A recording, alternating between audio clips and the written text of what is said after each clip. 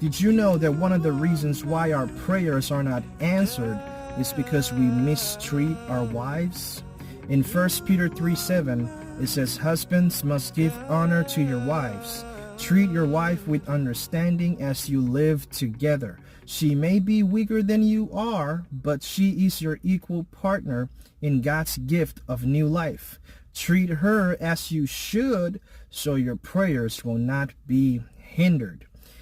The Bible says, "Husbands, love your wives, just as Christ loved the church and gave himself up for it." We should be there for our wives.